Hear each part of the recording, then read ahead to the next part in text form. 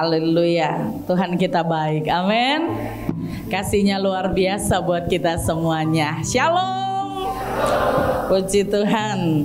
Wah, anak-anak tadi luar biasa menyanyi buat Tuhan. Amin. Anak-anak mau dapat angpau nggak ya? Kayaknya yang paling heboh guru-guru sekolah minggunya mau gitu ya. Anak-anak malu, tapi guru-guru langsung semangat. Oke, nah nanti kalau Pastor Ernie tanya sesuatu sama kita, yang jawab bisa dapat angpau. Wah, jadi harus konsentrasi, setuju? Nah, konsentrasi. Wah, ampaunya ini mantap sekali, banyak ini ya. Waduh. Nah, puji Tuhan. Pastor Ernie juga bawa satu buku, namanya buku Doa Tabernakel Anak. Jadi untuk versi anak-anak, di saat kalian baca buku ini atau belajar berdoa sejak dari kecil, kita berdoa. Amin. Amin, puji Tuhan. Tuhan Yesus baik dalam hidup kita. Setuju? Siapa yang merasakan Tuhan baik? Amin. Oke, selamat tahun baru Imlek bagi yang merayakannya. Ya, Kyunghi Pak Chay. Kalau Kyunghi itu kitanya yang tekor katanya. Kasih angpau ke bawah, terus kasih angpau ke atas gitu ya. Tapi yang luar biasa, setiap tahun Tuhan selalu menyediakan berkat dan angpau untuk dibagikan. Amin. Kenapa? Karena orang yang memberi tidak akan pernah kekurangan. Orang yang memberi tidak akan pernah kekurangan. Amin. Ini harus ada di dalam hati kita. Ini harus terpatri di dalam hati kita, supaya kita menjadi jemaat yang bukan hanya menerima, tetapi menjadi orang-orang yang memberi. Amin. Menjadi saluran berkat Tuhan. Amin. Bukan hanya berupa uang, berupa apa saja. Amin. Saudara tahu arti talitakum? Kenapa saudara ada di gereja talitakum? Tahu nggak saudara? Talitakum artinya apa saudara? Hah?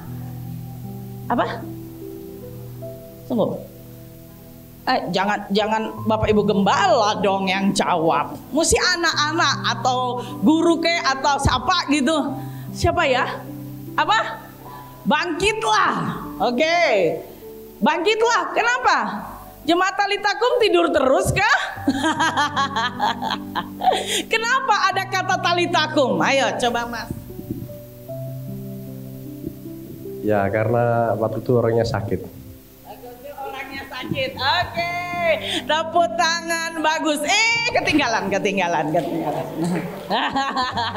Oke. Nah, GSI Talitakum Malang punya visi mendewasakan jemaat dan membawa jiwa bagi Kristus. Misinya apa? Dengan kuasa Roh Kudus kita melaksanakan amanat agung, perintah agung Tuhan. Jadi jemaat Talitakum mesti bangkit. Amin. Bangkit bukan hanya saat kita sakit secara jasmani, tetapi bisa karena kita sakit secara rohani. Cuek dengan jiwa-jiwa. Yang penting aku selamat. Saudara lagi sakit loh itu. Ya. Tuhan mau kita memenangkan jiwa, amin. Win the loss at any cost. Kita menangkan jiwa berapapun harganya. Kita mesti kerjakan amanat agung Tuhan yang menjadi visi gereja ini, amin. Dan kata ini talitakum Tuhan berikan buat kita supaya kita bangkit. Bangkit anak-anak sekolah minggu, amin. Bangkit orang dewasa, bangkit kaum muda, bangkit kaum pria, bangkit kaum wanita, bangkit kita semua. Karena pekerjaan amanat agung Tuhan bukan hanya untuk Bapak dan Ibu Gembala, tetapi untuk kita semua. Yang setuju bilang amin. Yang keras bilang amin. Aku mau talitakum, aku mau bangkit bersama dengan Tuhan. Amin. Sehingga kita menjadi gereja yang hidup. Kita menjadi gereja yang kuat. Kita menjadi gereja yang solid. Kita mengerjakan visi Tuhan. Gereja yang tidak mengerjakan visi Tuhan, itu namanya arisan. Ngumpul toh, abis ngumpul apa? Kongko-kongko, mangan-mangan, selesai misalnya gitu. Nggak kemana-mana kita, saudara. Kita mesti bangkit. Nah, orang yang punya hati memenangkan jiwa, itu orang yang hidup di dalam doa dan firman. Dia nggak bisa memenangkan jiwa kalau dia tidak hidup di dalam doa dan firman. Orang bilang, ini siapa yang punya mobil di sini? Punya mobil, keren mobilnya, Lexus, wah gitu ya, Ferrari, tapi nggak ono bensin nih. Bisa melaku tah? Ini orang Sulawesi bahasa Jawa lucu ya. Mungkin bahasa Jawa logatnya aneh, maaf ya. Tapi kalau punya mobil bagus, punya motor NMAX misalnya, atau punya motor yang bagus, yang keren sekarang itu Vario kah atau apa yang terbaru, ya saudara, cuma jadi pajangan di lap tiap hari. Buat apa kita punya motor? Buat apa kita punya mobil? Kalau Tuhan tanya sama kita, buat apa saya selamatkan engkau? Buat apa saya kasih kamu sehat? Buat apa saya kasih kamu umur panjang? Buat apa saya kasih kamu talenta? Untuk apa semua itu? Tapi aku berikan, kata Tuhan, supaya engkau pergi memenangkan jiwa, supaya kamu bawa keluargamu. Kadang-kadang saudara kita itu kepingin. Satu kali saya pulang dari Toraja, 2 hari di rumah, Sabtu dan Minggu. Senin saya berangkat ke Pasirian, Selasa saya sampai di Jember. Nah saudara, waktu di Jember saya itu kayaknya seperti gini, teman-teman saya ini loh, katanya semangat di grup, ayo datang reuni, itu acara reuni, ayo datang reuni. Tahu nggak saudara, Kak ono sing teko. Jadi kita ini sampai udah capek-capek tetap datang. Ya ada yang datang tapi tidak yang woro-woro dan semangat komentar itu. Datang ya, iya kita kumpul ya, iya gitu. Wah, lalu di hati saya begini, waduh, ketemu dengan saya dan teman-teman itu nggak penting. Benar nggak saudara? Mereka yang daerah luar pulau ada 1-2 datang, tapi yang daerah Jawa Timur bisa nggak mereka datang? Tapi mereka nggak mau datang. Wah, hati saya gula-gulana. Saya dari Sulawesi bela-belain supaya datang dan supaya bisa ngumpul, karena begitu berarti perjumpaan itu. Tapi bagi orang biasa aja, saudara, saya bisa boring dan pingin pulang aja.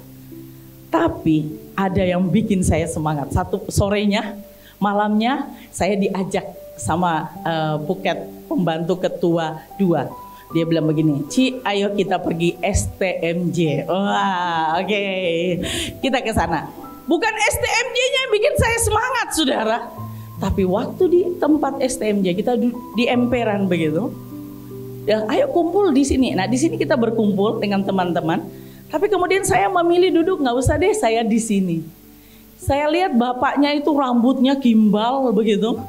Kemudian ya dengan temannya bikin ini. Jadi kita ngobrol tanya-tanya. Datanglah satu ibu duduk di samping saya. Waktu ibu ini duduk, dia cerita tentang dia. Dan yang ikut dengan dia pindah. Hati saya waktu itu seakan-akan Tuhan. Di satu sisi hati saya nangis. Kok dia yang memenangkan jiwa ya? Ya. Terus langsung dalam hati saya Roh Kudus berbicara, sekarang waktunya kamu menangkan dia. Dan saya cerita tentang Tuhan. Nah saudara, nggak gampang, bukan pendeta ya, dimana saja langsung ngomong tentang Tuhan. Oh saudara, ada ketakutan kalau dia tolak gimana. Ada ketakutan kalau dia anggap ini sopo ya ngomong nginjili saya, wong orang baru ketemu. Di satu sisi bapak 2 yang rambut wah begini ini, dia bisa marah sama saya. Dan kita duduk itu di pinggir jalan. Jadi orang itu kalau lewat ngambil nasi kerawu, nasi kucing ya di depan kita gitu, tahu. Jadi sedikit nun sewu bu, ambil lagi tahu gitu. Jadi kita itu ya di antara kita berdua orang bisa lewat. Tapi hati saya begini, Tuhan, kalau Tuhan sudah bawa saya ke sini, saya nggak mau hanya untuk ketemu dengan teman. Memang saya tujuannya untuk reuni, tapi Tuhan berikanlah saya jiwa dan berikanlah saya keberanian untuk melakukannya. Saya juga takut, saudara, benar nggak? Apa coba saya? Saudara takut nggak? Khawatir nggak? Gimana caranya ya? Tapi itu luar biasa. Roh Kudus bekerja di dalam hati saya. Dan saya cerita sama dia, saya nggak langsung injilin cerita begitu, nggak. Kenalan dulu, seorang Manado. Terus saya bilang, iya saya juga orang Manado. Lebih gampang kan daripada saya bilang saya orang Chinese misalnya begitu kan. Tapi kan saya Chinese dari Manado, dari Sulawesi. Jadi saya cuma potong kata itu, saya bilang saya juga dari Manado. Wah, langsung dia cerita. Dan kemudian saya bisa masuk. Sampai dia berkaca-kaca. Sampai dia mau nangis. Ini di tengah-tengah orang, saudara. Dan akhirnya saya belum sempat untuk bilang sama dia, terima Yesus. Doakan terima Yesus. Tapi saya menginjili dia. Dan saya lihat dari matanya, ada benar-benar dia terbuka dan siap menerima Tuhan. Amin. Di mana saja ada kesempatan. Tapi yang paling penting bangun kehidupan doa kita. Amin. Banyak hal, bukan cuma memenangkan jiwa. Bangkit itu berbicara juga tentang keluarga kita. Kadang-kadang kita susah. Gimana sih keluarga kita ini? Kok berantakan, yang anak ini tidak suka sama kakaknya, yang ini tidak senang sama ininya. Terus gimana caranya? Kenapa keluarga kita ini gak bisa bangkit gitu? Yang harus kita lakukan kalau kita sebagai mama, duduk dan berdoa. Kalau kita sebagai papa, duduk dan berdoa. Kalau kita sebagai anak, mau melihat rumah tangga keluarga papa mama kita dipulihkan oleh Tuhan, kita yang mesti bangkit, saudara, amin. Karena peperangan kita bukan melawan darah dan daging, tapi melawan roh-roh jahat. Roh-roh di udara dipingin supaya kita terlena, cuek, gak peduli orang mau jadi apa, gak usah pusing. Yang penting saya. Tuhan tidak mau kita seperti itu. Tuhan mau kita bangkit. Amin. Amin. Amin. Nah, sekarang saya mau tanya sama anak-anak sekolah minggu. Adik-adik tahu nggak siapa di dalam Alkitab yang suka berdoa? Ya, siapa? Nih guru-guru sekolah minggu tahan napas. Mosok nggak ngerti saya. Aku wis ajarin loh. Ojo malu-maluin aku loh ya. Guru sekolah minggunya. Oke. Oh pintar. Sini sayang. Nah. Oke, tepuk tangan dulu dong. Iya. Daniel. Wow, luar biasa. Oke, siapa? Ini namanya Daniel. Oh, dia mau jawab maksudnya. Sabar setelah ini ya. Wah, Daniel digusing, Daniel diguasinga gitu ya. Oke, Daniel suka orang yang berdoa melahirkan orang yang hatinya komit sama Tuhan. Amin. Daniel berdoa sehingga pada saat dia ditawarin makanan-makanan yang dipersembahkan kepada berhala, dia bisa nolak. Kenapa? Dia bisa komitmen. Amin. Jadi dia tidak tergiur, tidak merasa, wah mumpung kesempatan ini. Hai saudara, papa-papa, kalau dalam pekerjaan kadang-kadang tawaran itu ada untuk membuat kita miring-miring sedikit. Tapi doa membuat kita komitmen. Sekalipun mungkin tidak dapat yang enak dalam tanda kutip, nggak ada tambahan, nggak ada tempat basah begitu ya, nggak ada uang yang lebih mungkin. Tetapi kalau saudara berdoa saudara akan melihat Tuhan bekerja dalam pekerjaan papa-papa. Amin. Tuhan akan bekerja. Kenapa? Daniel pada saat dia komit dengan Tuhan, Tuhan berkati dia dengan luar biasa. Amin. Nah, saya mau tanya adik-adik lagi. Wah, ini trik mama-mama ini guru sekolah minggu supaya anaknya tidak gitu kan. Nah, adik-adik, apa yang kamu paling suka dari Daniel? Jangan yang sudah dapat tadi. Peristiwa apa? Hah? Oh ya, sini sayang, sini pinter. Tepuk tangan lagi buat anak-anak. Oke.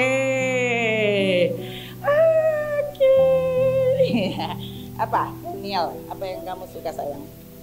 Goliat. Oh, Goliat. Oke. Maksudnya dia Daud melawan Goliat gitu ya. Oke. Nih nggak apa-apa, sudah maju pinter sini. Oke. Ya, adik-adik yang lain ada yang senang nggak tentang Daniel itu? Hah? Oh, itu adik. Sini sayang. Oke, sebentar. Saya ambil dulu yang ininya. Enaknya turun sini saja. Ini namanya pengkhotbah yang suka turun tahta. Soalnya saudara jauh banget gitu. Nanti saya di sana sendirian ngoceh, saudara tidur di sini. Oke, terima kasih. Ayo sayang. Kandang singa. Ah, di gua singa. Iya, pinter. Tepuk tangan dong. Wah. Luar biasa. Sebentar. Kayaknya panas sekali, saudara. Ini aja nggak apa-apa? Oke.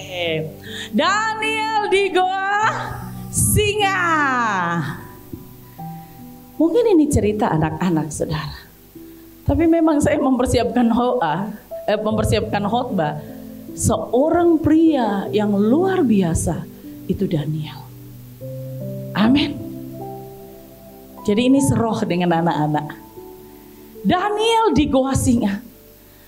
Saudara, kadang-kadang untuk kita menjadi orang yang berkomitmen dan sungguh-sungguh dengan Tuhan ada resiko. Betul? Untuk kita menjadi orang yang sungguh-sungguh dengan Tuhan ada resiko. Dan kalau Tuhan Yesus bayar harganya, siapa kita? Pasti kita juga mau siap bayar harga. Amin. Daniel juga siap bayar harga. Nah, Daniel bisa kuat masuk di goa singa, ya. Hanya karena apa? Karena dia berdoa, betul? Dan dia kuat bisa dibilang, oke, masukkan ke goa singa. Raja bilang begitu, Raja Darius. Apa boleh buat? Pada raja nggak suka, dia masuk ke goa singa. Tapi situasi yang ada membuat dia harus masuk ke goa singa, saudara. Kadang-kadang hidup kita pun sama. Kita nggak suka situasi seperti goa singa. Kadang-kadang Tuhan izinkan kita masuk ke sana. Kita kadang ada di sarangnya singa. Banyak orang mengaum-ngaum mau menerkam hidup kita. Betul nggak, saudara? Ya, tetapi lihatlah Daniel. Dia pria yang sungguh-sungguh dengan Tuhan. Dan dia bangun itu dengan doa setiap hari. Seperti tadi menginjil, ada ketakutan, ada kekhawatiran. Kita takut ditolak, kita takut kalau sebesar-besar ini, sok suci kamu gitu ya, nggak gaul, terlalu agamawi. Iya, saudara. Kalau di sini jangan ngomong Tuhan, kita lagi di kafe, kita lagi apa? Aduh, yang begitu nanti di gereja. Ada banyak penolakan. Di dalam keluarga kita pun seperti itu. Dalam pekerjaan kita pun seperti itu, saudara. Tapi Daniel yang membuat dia berani masuk ke goa singa karena kehidupan doanya. Amin. Pria ini tetap berkomitmen. Pria ini tidak takut mati, tidak takut diterkam. Karena apa? Karena ada roh Allah di dalam hidupnya. Amin. Ini mesti dibangun. Daniel berdoa berapa kali?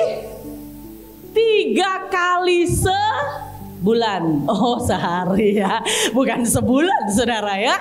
3 kali sehari. Oh pastor, saya juga doa 3 kali sehari.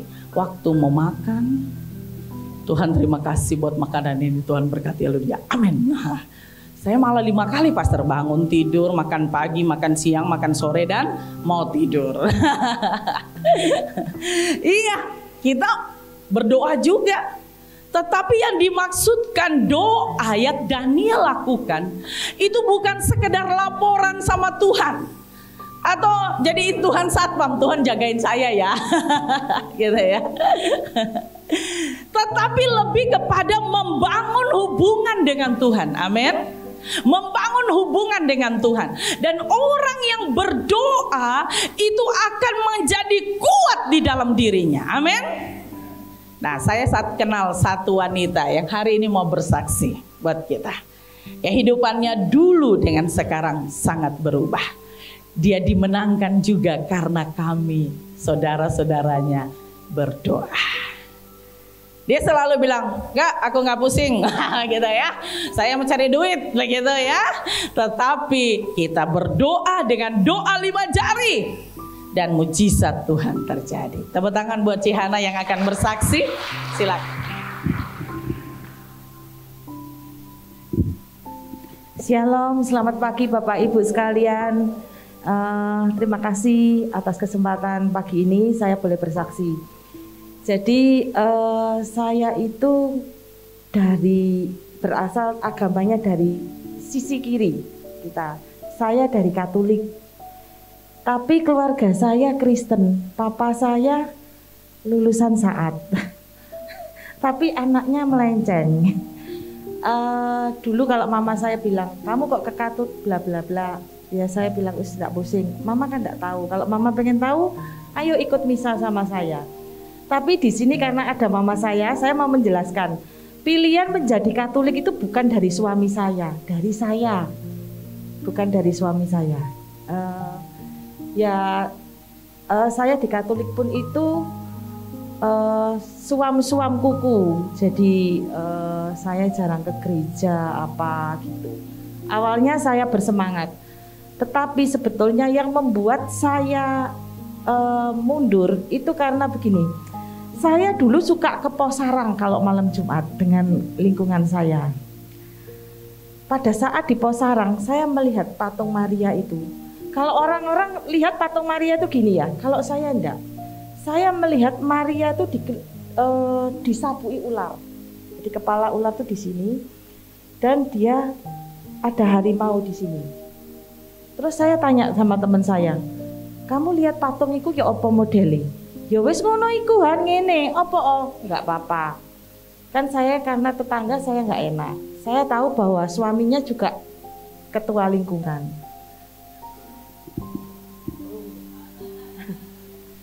Oh iya ya. Ternyata saya waktu itu datang sama teman saya tanya, X, kamu lihat patung iku lapo? Gak lapo-lapo ya wis ngono iku.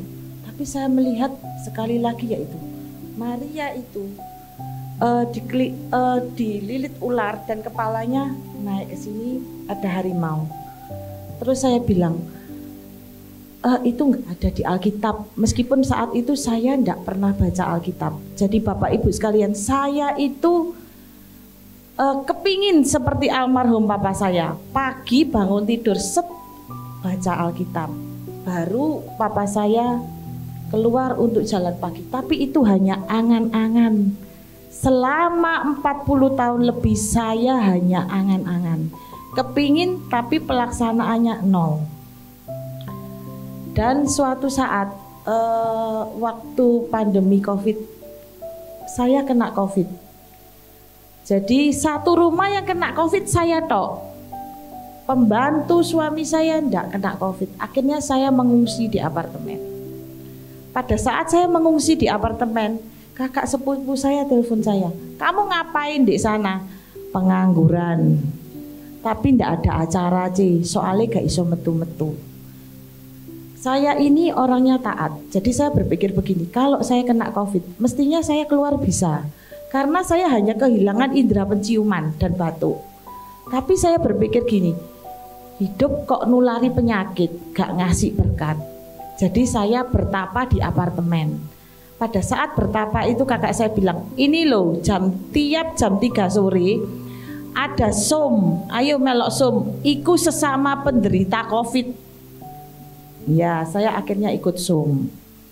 Di som itu mungkin saya awalnya wegah-wegahan sejujurnya. Karena satu di apartemen TV ini elek, nggak ada TV kabel kayak di rumahku, TV-nya itu banyak semutnya gitu. Dan akhirnya saya ikut doa. Dari ikut doa Zoom, saya digeret kakak saya ke Komsel. Oke, sekali lagi saya oke. Dan waktu kakak saya bilang, ayo ke gereja, saya cuma bilang, gak, pandemi, jaga jarak, social distancing. No, saya bilang gitu. Dan itu berulang kali, tapi Tuhan itu luar biasa. Pada saat ada undangan dari Pastor Eni waktu adiknya menikah, kami diundang. Dan saya bilang ke suami saya, Pi, diundang ini loh Pastor N, adiknya menikah. Aku tak berangkat naik Grab ya.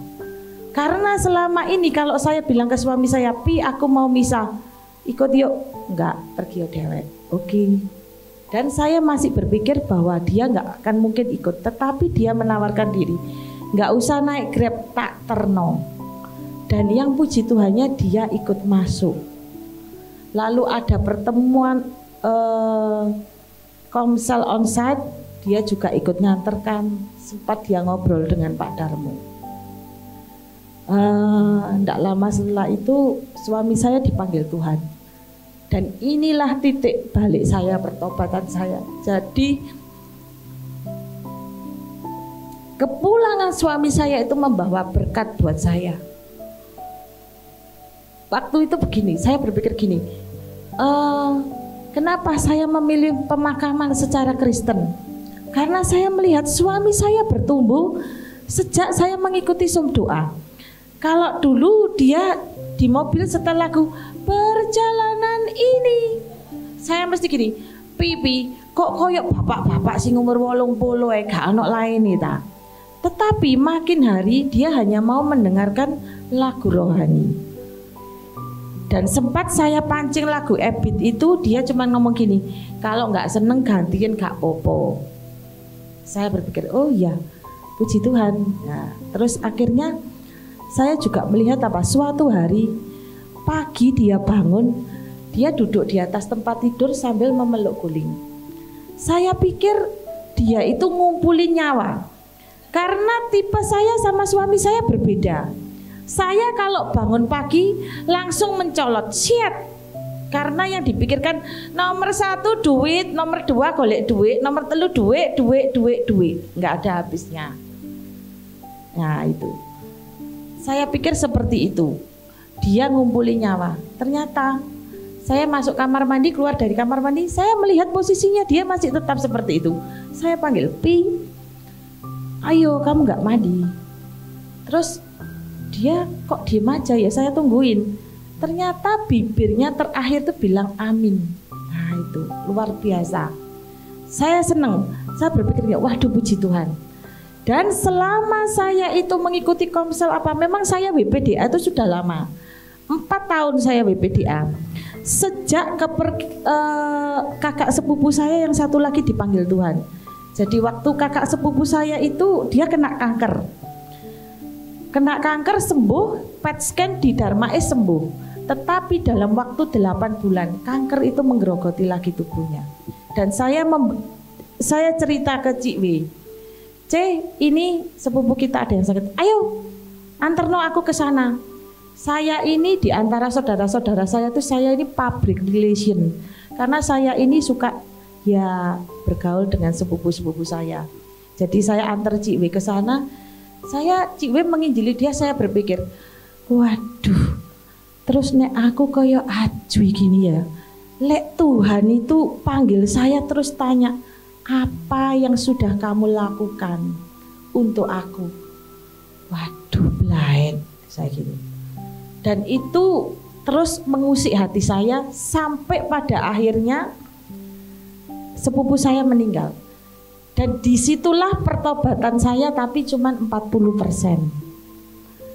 Saya benar-benar mau diajar oleh kakak saya untuk WPDA. Tapi ada tapinya.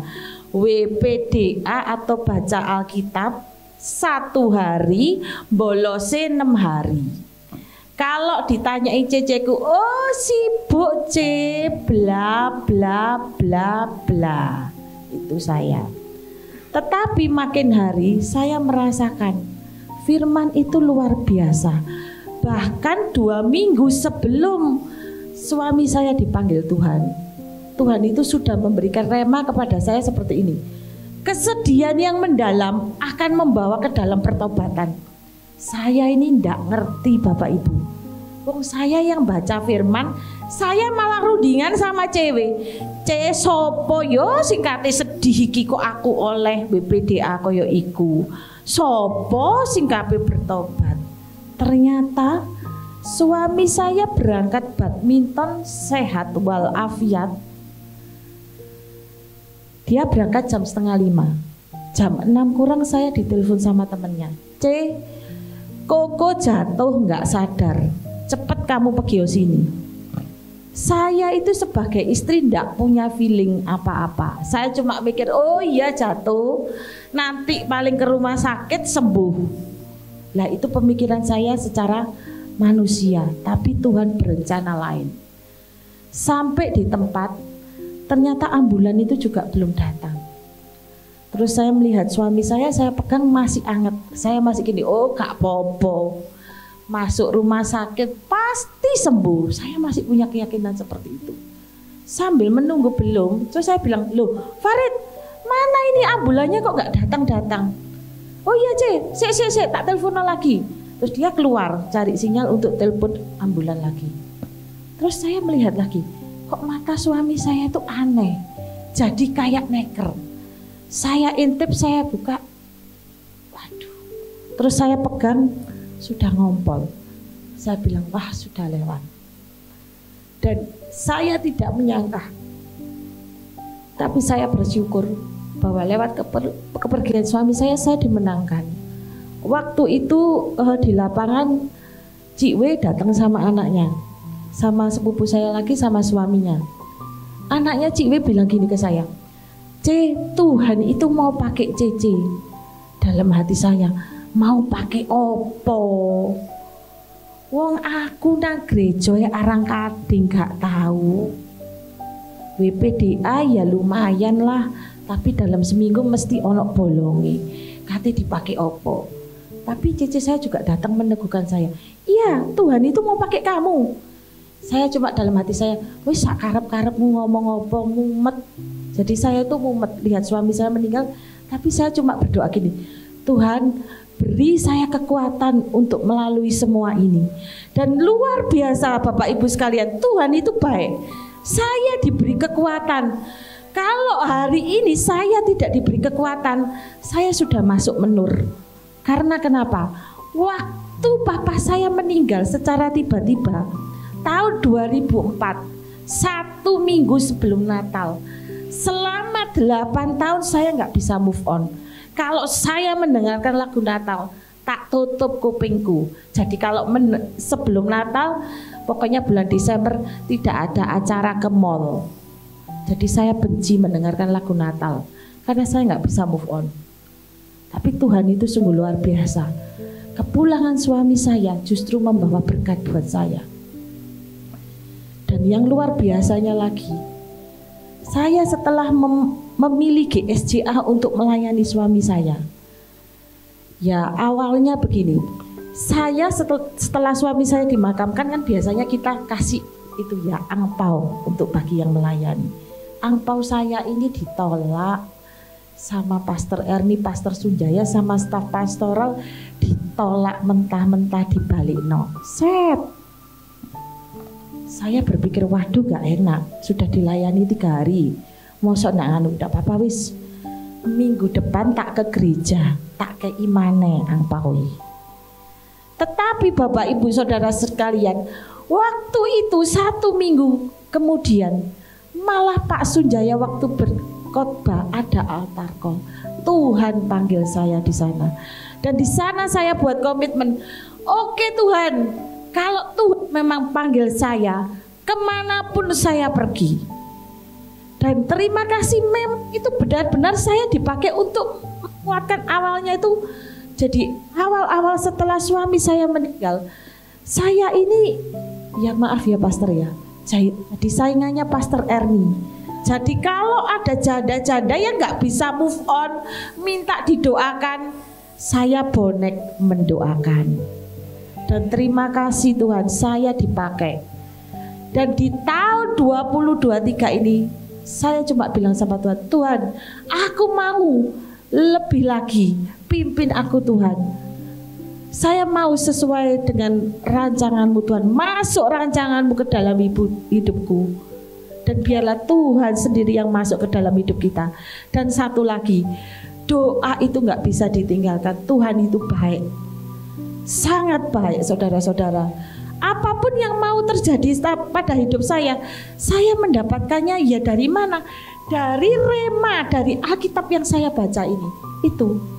Dan di gereja kami ada sum doa rantai selama 24 jam. Awalnya hanya 3 hari. Setelah 3 hari 10 hari. Setelah 10 hari, loh kok terus? Terus saya tanya, Pastor, sampai kapan? Kakak saya jawab, sampai kon mulai diceluk Tuhan. Weh, awalnya saya merasa terpaksa, saudara. Waduh, doa sak jam iki lapo ayo. Ternyata sekarang kalau saya tiba, kan saya komitmen ambil jam 11 siang. Menjelang jam 11, alarm saya itu banyak Bapak Ibu. Pegawai-pegawai saya yang memakai hijab pasti teriak, Bu, ndang cepet KP doa, ayo mlebu kamar. Ya itu, terima kasih. Mereka tuh luar biasa, meskipun mereka dari seberang, tapi mereka mengingatkan saya akan kewajiban saya. Lama-lama Bapak Ibu, sak jam itu tibake ganjil. Kecil sekali, tidak terasa. Asal ya itu kita membangun komitmen, komunikasi dengan Tuhan. Jadi saya mengibaratkan gini, kita kalau berdoa itu kan kita minta ke Tuhan, Bapak di surga minta nana nini nenek. Tapi kan gini, kita manusia hanya melihat jarak pandang kita mungkin 1-2 meter ya. Tuhan itu jauh saudara-saudara, melihat ke belakang mungkin 50 meter, 100 meter. Bagaimana kita caranya masuk ke dalam rancangan Tuhan? Baca firman, cari remanya. Ya, caranya nanti lanjut sama Pastor Ernie. Nanti soalnya saya bisa dapat PK kan sungkan ya. Terima kasih Pak Diserikat. Oke, sangat memberkati, amin. Saudara tahu kenapa Cihana bisa sampai berdiri dan bersaksi? Karena ada CC-CC-nya dan kami berdoa. Dan saya tahu mama, ini mama dari Cihana. Silakan berdiri AI, lihat ke sana. Ya, oke. Selalu mendoakan anaknya, amin. Pasti itu doa seorang wanita, doa seorang ibu. Siapa kira-kira wanita yang berdoa di dalam Alkitab? Siapa saya? Siapa? Wanita yang berdoa. Berdoa sampai ada satu pendeta bilang, jangan mabuk-mabuk kamu di bait Allah ya. Aduh, saya nggak mabuk, tapi saya berdoa karena saya sedih, saya nggak punya anak, gimana? Siapa? Anak. Iya, tepuk tangan. Hampir pastor lupa. Ya.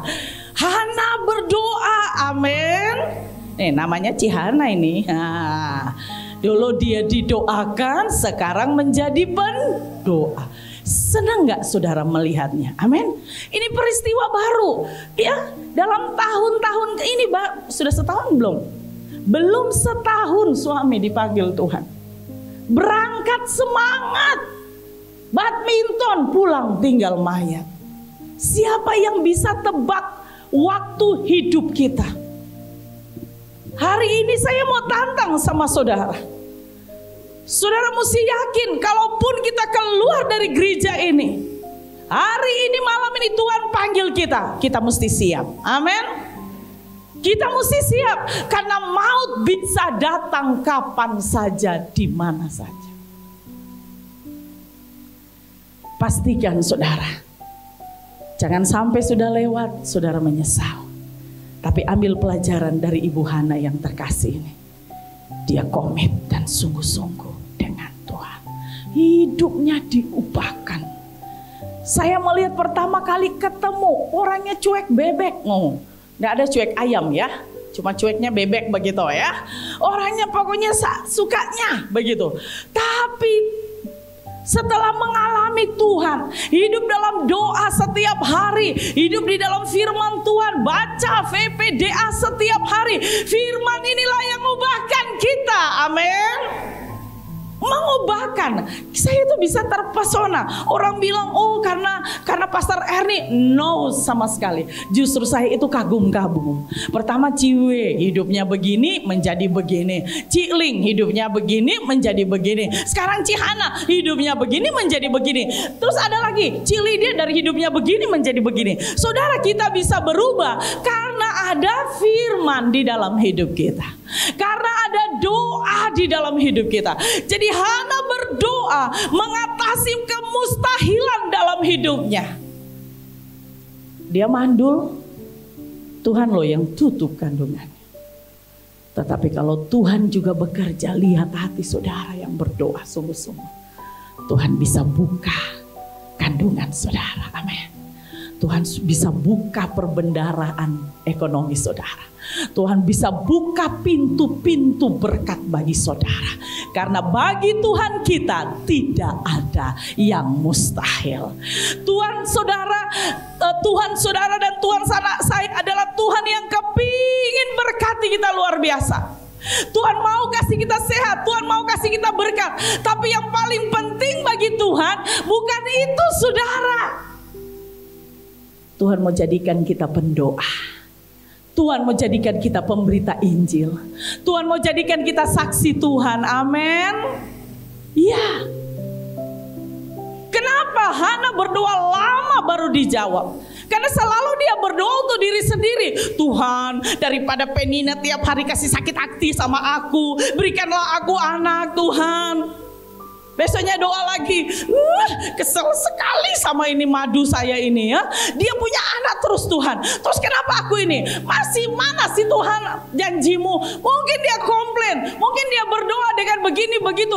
Tetapi kemudian Tuhan belum jawab doanya bertahun-tahun. Tapi yang luar biasa, pada saat semakin dalam dia hubungannya dengan Tuhan, doa bukan lagi untuk diri sendiri, tapi doa mengubahkan kehidupannya. Dan dia berkata, Tuhan, kalau Tuhan berikan aku anak, seumur hidupnya aku serahkan kepada Tuhan. Amin. Hana mau anak, Tuhan mau lahir seorang nabi. Selama dia berdoa hanya untuk diri sendiri, Tuhan belum jawab. Tapi pada saat dia berdoa untuk menjadikan anaknya ini berkat bagi orang lain, Tuhan justru jawab karena itu sesuai dengan kehendaknya. Amin. Kalau kita berdoa setiap hari, berdoa, Tuhan akan ubahkan hati kita. Tuhan akan ubahkan prioritas kita. Tuhan akan berbicara kepada kita, sehingga kita tidak lagi menjadi pribadi yang egois hanya untuk diri sendiri, tetapi menjadi orang yang mendoakan orang lain. Amin. Waktu Ciwe sudah dimenangkan 9 tahun. Bagaimana caranya supaya kalau ditanya, ayo Ciwe berdoa, ayo Ciwe komsel, ayo Ciwe baptis, ayo Ciwe semua, yaitu tadi nomor 1 cari duit, nomor 2 cari duit, nomor 3 duit dan duit. Ini wanita luar biasa ini. 5 juta di dalam tasnya masih merasa susah. Kenapa? Masih merasa kurang.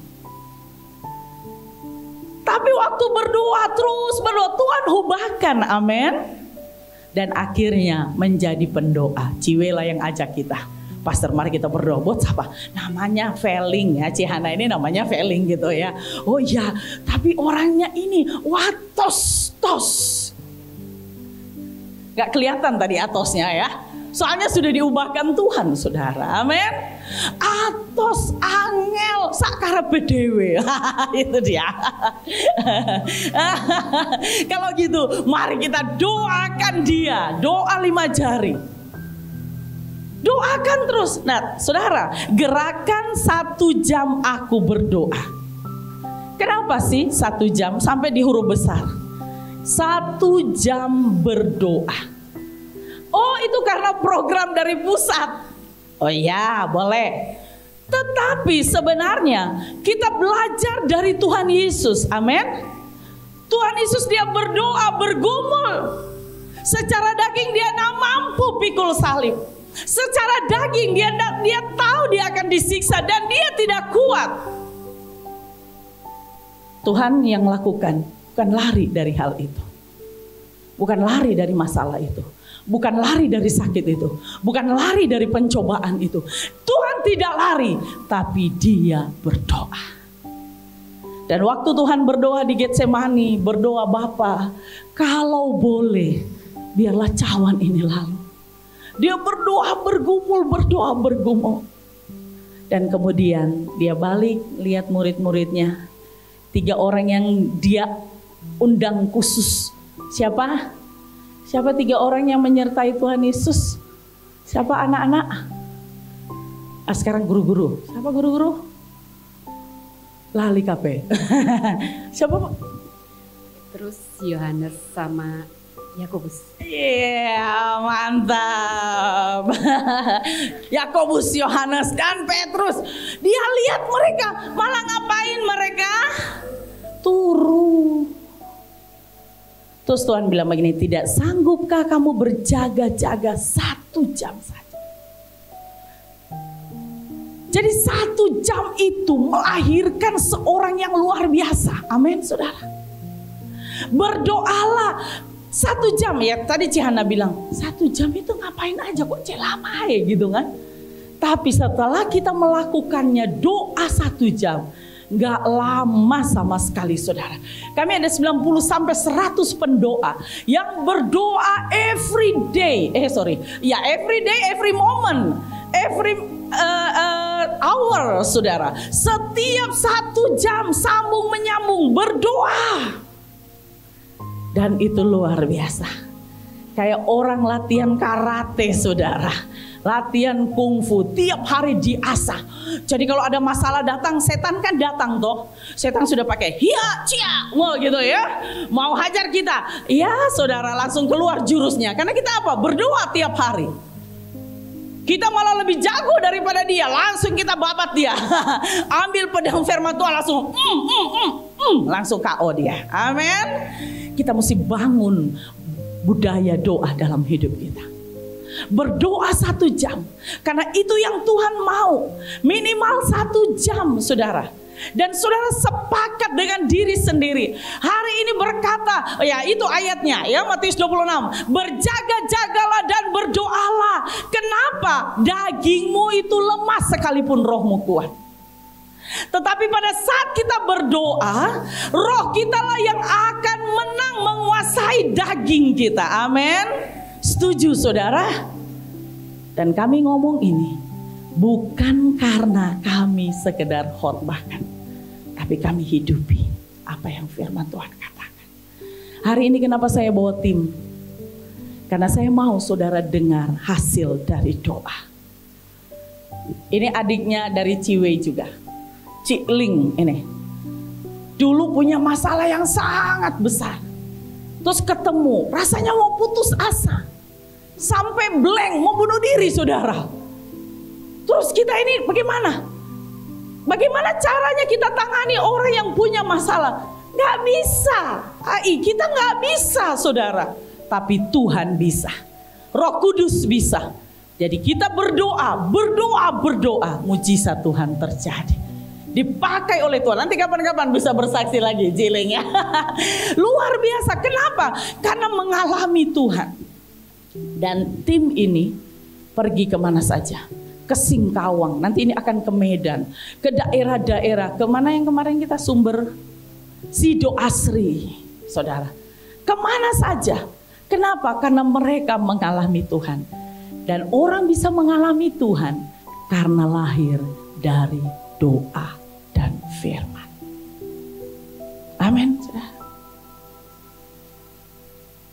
Pagi ini sebenarnya saya ada berapa pokok, tapi yang saya mau tekankan, tujuan dari hari ini celebration of prayer adalah Tuhan menantang saudara hari ini. Ambil komit 1 jam berdoa. Every hour, setiap jam. Mungkin saudara bilang, Bapak Gembala doa jam berapa? Jam 4 pagi doa sama-sama di sini. Oke. Kemudian jam 5 sampai jam 6 saya mau berdoa. Di mana? Di rumah. Jam 6 sampai jam 7 saya mau berdoa. Saat itu saya lagi jaga toko. Pas kalau belum ada, ya saya mau berdoa. Yang satu lagi 7 sampai 8 terus saudara. Walaupun mungkin belum 24 jam. Walaupun mungkin tidak pakai Zoom. Tapi kalau setiap kita berdoa, mujizat Tuhan terjadi. Amin. Yang mandul bisa punya anak. Yang tidak punya apa-apa bisa diberkati Tuhan. Bahkan Daniel dipakai dengan luar biasa. Hidup kita di zaman ini akan jadi Daniel rohani. Kita sekarang di Tali Kalkum, kita mau bangkit menjadi pendoa. Minimal 1 jam saja. Tahun ini saudara akan melihat mujizat Tuhan. Amin. Bangkit Daniel di tempat ini. Bangkit Hana di tempat ini. Orang-orang yang memberikan hidupnya berdoa dan sungguh-sungguh baca firman. Dan saudara akan ada kesaksian. Saudara akan ada kesaksian. Saudara akan melihat Tuhan bekerja. Entah dalam usaha, entah dalam keluarga, entah dalam apa saja. Saudara akan berkata sama Bapak dan Ibu Gembala. Saudara akan berkata bahwa saya punya kesaksian. Dan kesaksian itu akan menguatkan orang lain. Amin saudara. Amin. Bangkit. Amin. Puji Tuhan. Mari kita bangkit berdiri bersama-sama. Haleluya. Haleluya. Terima kasih Tuhan. Haleluya. Terima kasih Tuhan.